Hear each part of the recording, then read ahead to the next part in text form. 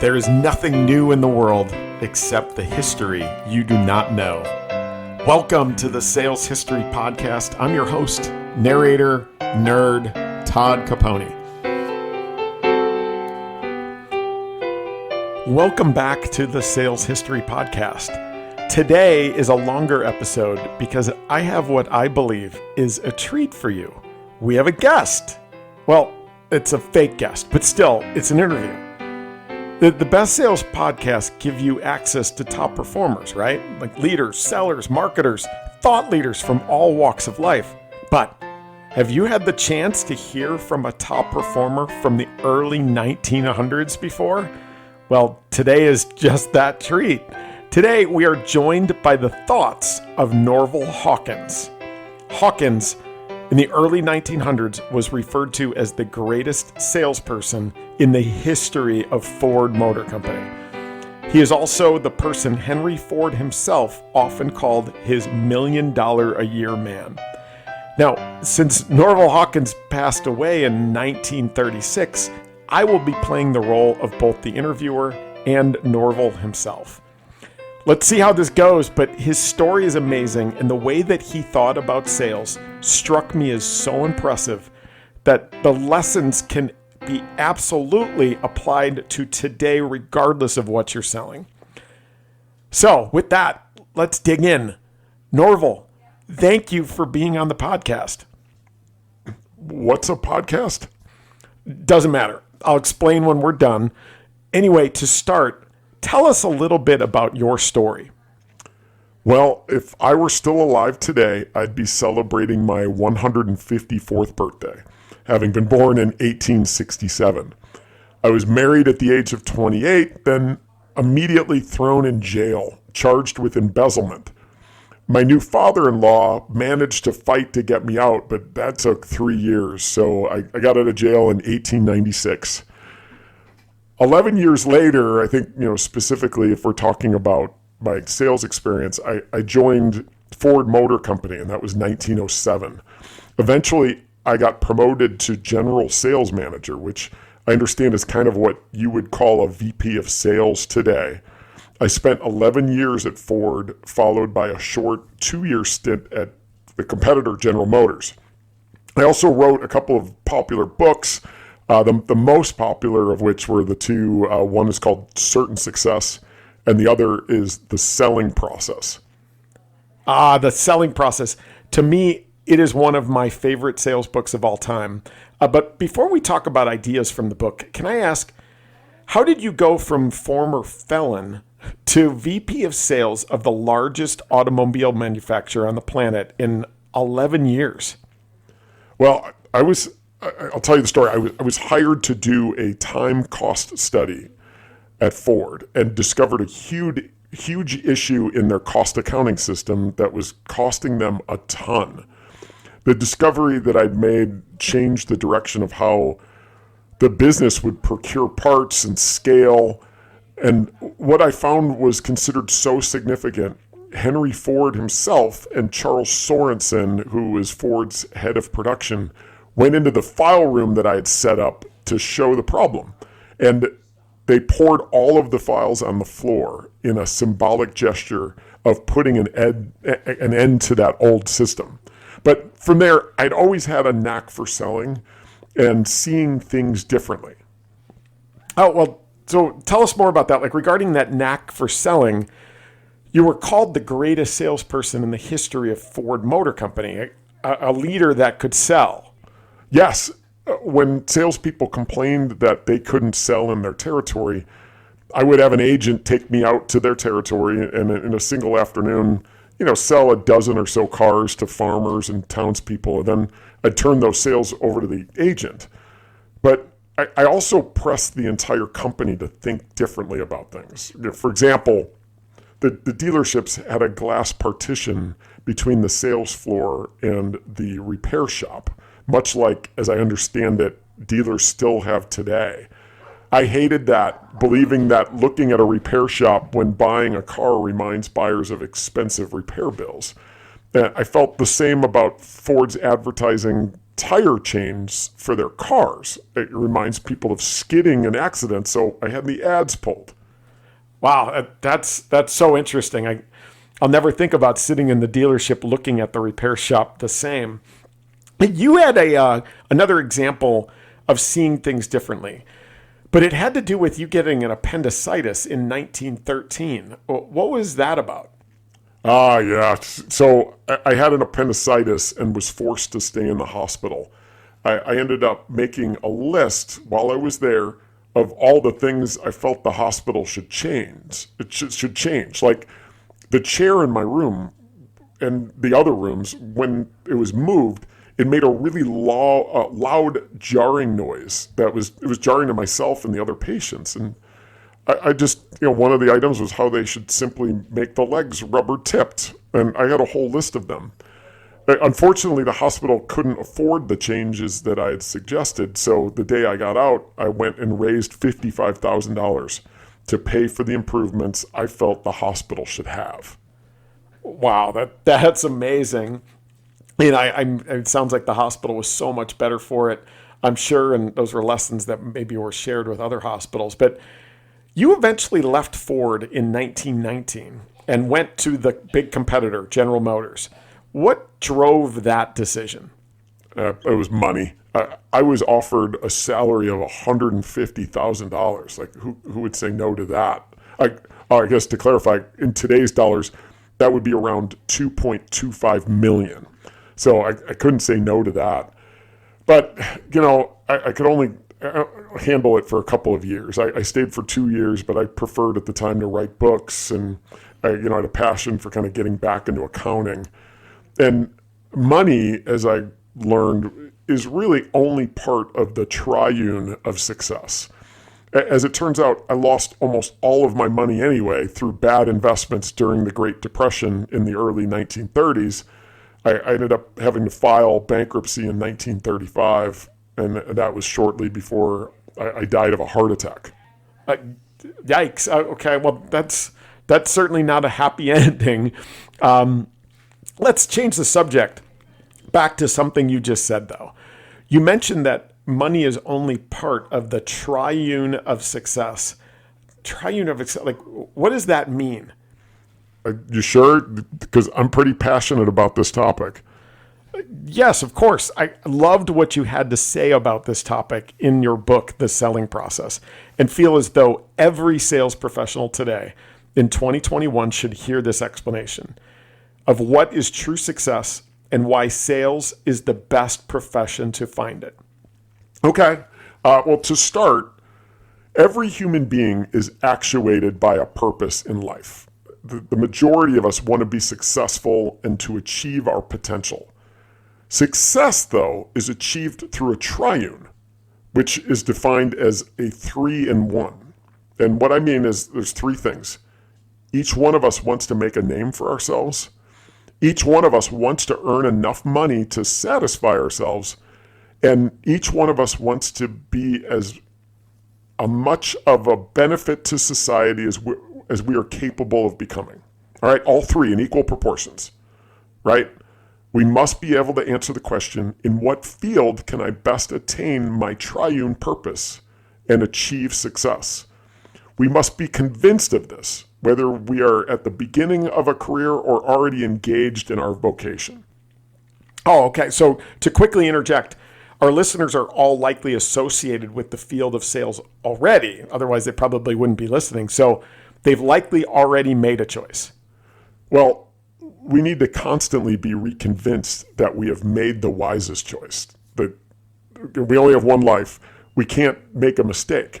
So the triune, again, making a name for ourselves, making money, and making an impact on others, all three must be present to achieve success.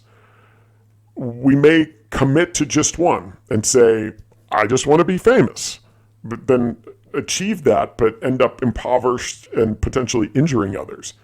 We may just want to be rich and hoard money, but become a miser who doesn't help anyone.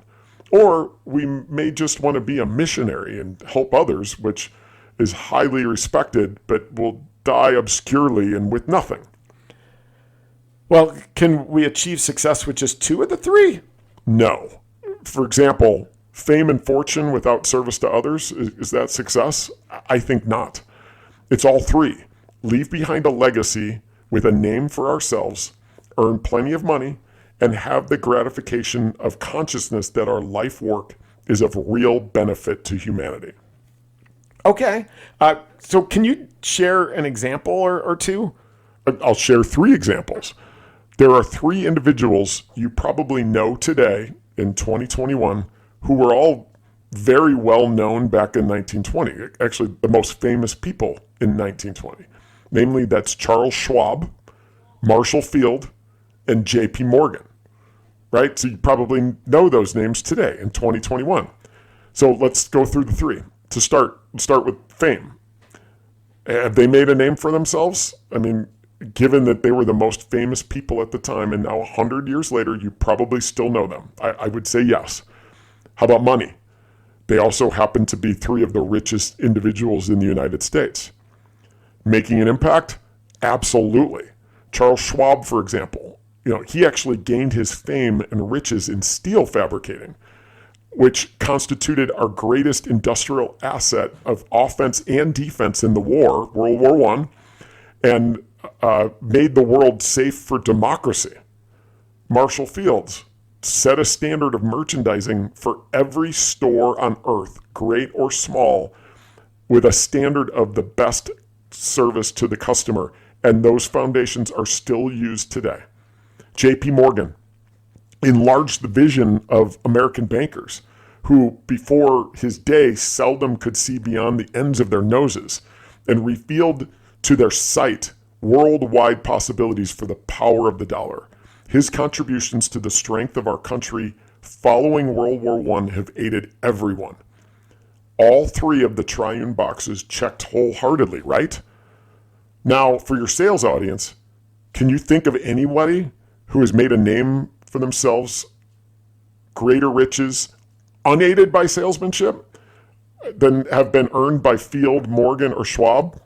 I'll go ahead and wait. Wow, that's a really good point. And yes, you are correct. Most everyone is familiar with Schwab, Marshall Field, J.P. Morgan, although Marshall Field was acquired by Macy's, so we hear less about them today. But I bank at J.P. Morgan Chase. I have a Schwab investment account. So yeah, that's amazing. They are also considered the greatest salespeople of the time. It's not merely a happenstance that the most successful people of the era developed from sales professionals. Sales affords the greatest opportunity to achieve the triune of success. Well, what about other positions? I mean, take somebody who's strong in finance. Like, why wouldn't that career direction also get you there? No other position gives the foundation of human nature like the sales profession. Someone in finance tends to view individuals as figures to be added and subtracted, multiplied and divided. They cannot strike a balance when human nature enters in. At least during my time, when a person is needed for an executive position, they are typically picked from the field of sales. Moreover, there is no other field in which he is so conspicuously can demonstrate their qualifications. And lastly, another great advantage of salespeople is that they raise their own pay in proportion as they increase their value to their employer. For example, the variable compensation plan that you call today. Well, your career path took you from accounting to sales leadership. How do you feel about the phrase then, a penny saved is a penny earned, right? That's a famous phrase, and that's what accounting helps. Whoa, I do not agree. Someone who is an expert in efficiency, who saves the company $10,000 a year, is adopted with mixed feelings of delight and chagrin. The boss is glad to begin saving the $10,000, but it makes him sore to think how many years he has been losing that much. So very likely the reward of the efficiency ban is a bonus in cash or an increase of about $25 a month in salary. It's not in proportion to the value of the service given. But when a salesman turns in a larger volume of orders, the additional profit of which is $10,000, just like the efficiency expert who saved the $10,000, what happens to him? He automatically gets his proportion of the increase if he is working on a commission. Maybe that is not fair to the efficiency person, but that is a fact. Someone who saves his employer money in the office or the factory is not so well paid for services as the salesman who increases his employer's volume of business with a corresponding increase in profits. To put it another way, if a man loses his wallet and you find it, he thanks you sincerely and may rather grudgingly give you a small reward, right? Yeah, that's probably true. However, you show that same man how to make exactly the same amount of money that was in his wallet. That man may pay you a quarter or a third or even half of his profits. Human nature doesn't believe a penny saved is the same as a penny earned. That's freaking brilliant. I love that. Wow. So we only have a few minutes left here. Can I ask you to share your perspective on something that I saw in the book that I loved? And it was your perspective on handling objections and what most sales professionals fail to do. Sure. So my strong belief is that there are only 3 hindrances to buying. All right, 3 hindrances to buying. Those are, number 1, the buyer has a lack of true understanding. Number 2, the buyer has a present lack of money. Or number 3, the buyer has a lack of means or capability to use the goods to advantage. So when listening to an objection, it's signaling one of those 3 things, or it should. So if a buyer's objection represents a lack of true understanding, the first one, the salesman needs to become the teacher. If they do it correctly, it should disappear right away if the objection becomes from want of knowledge. But number 2, if the buyer's objection represents a lack of money, the salesman must pause in his selling process and become the financial aid of his prospect to figure out where the money could possibly come from. And then if the objection represents a lack of means or capability to use the goods to advantage, so number 3, the salesperson needs to become a different kind of counselor. If you're selling to a retailer, for example, maybe you can assist with a window display idea that costs nothing. If you're selling a book to someone who can't read due to poor eyesight, it is necessary that the salesperson work out a plan by which someone can read the book to the prospect, or that the prospect be shown a good optician. The point is, if you're listening for the 3, you know the perspective to come from. Okay, so step 1 is to categorize the objection, right? I think I've got that right. It's either from a lack of knowledge, a lack of money, or a lack of vision about how it could be used. Well, maybe more importantly is to think about it this way. The objection is just a symptom of what ails the prospect, not the disease itself. Therefore, do not make the mistake of working on the symptom. Go back to the disease and treat that. An objection is an indication of one side of a man divided against himself. The prospect would not take the trouble to object to your goods with his mind unless there were a heart tug for your proposition, which he feels he should resist. Wow. Okay. So where do most salespeople go wrong? The salesperson must recognize that this is the prospect's fight, not his. I cannot stress that point enough. The salesperson needs to participate only as an ally of the prospect's buying side, his heart. As a salesperson, you're not doing the fighting. You're the coach in the same corner as your prospect in a boxing match, watching the opponent of his principle. He sees the blows struck, sizes up the punch and courage and strength of the hitter. From time to time encourages or cautions his fighter. There are occasions when the fighter is antagonized temporarily by what his coach tells him, sometimes even resents him. But so long as the coach stays out of the ring, there's no danger that he will be slugged in the course of the fighting. When you take that perspective, there will be no bad after effects. Yeah, I love that. That's great. Well, hey, listen, I wish I could keep asking you questions and talking about concepts from your brilliant books. I may have to have you back if we get enough positive feedback from this episode, but any parting thoughts? Well, first of all, I'm not sure what a podcast is, but whatever. A couple of things. The salesperson is the most important human contact factor in society. Their life actually touches more lives of their fellows than the life of any person engaged in any other vocation. We cannot know what the future holds for us unless we make our own futures right now. The tool is knowledge. No person can use the knowledge of another. He first must make it his own. Therefore, study salesmanship for your own sake and for the sake of the world. Most of all, study your own heart and mind and soul. Oh, that's awesome. Norval, thank you. That's the end of the interview. For everybody who's listening, with some slight embellishments, the answers I gave you on behalf of Norval Hawkins are quotes from his books. His stories at the beginning are actually from a biography I found on him. I hope you enjoyed this one. It was a lot of fun putting it together. I was only planning to do 10 episodes of this in season 1 and then take a break. This is episode number 13, and that's because of you. I'm in deadline time for the manuscript of my next book, The Transparent Sales Leader, but I really want to hear from you, either through ratings, reviews, and feedback, or send me a note directly, like through LinkedIn, via email to tcaponi@salesmelon.com. You can go through my website, which is toddcaponi.com. You can connect through Instagram or Twitter @saleshistorian, where I post daily. But as always, this episode is sponsored by my company, Sales Melon.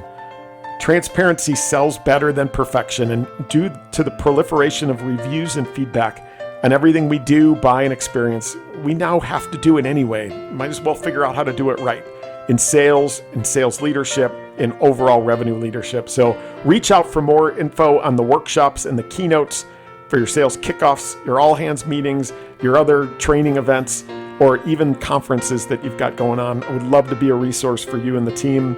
We're going to be doing these episodes likely every other week instead of every week, but thank you for hanging in there. I hope you enjoyed this one. I certainly did, and look forward to the next one. Thank you.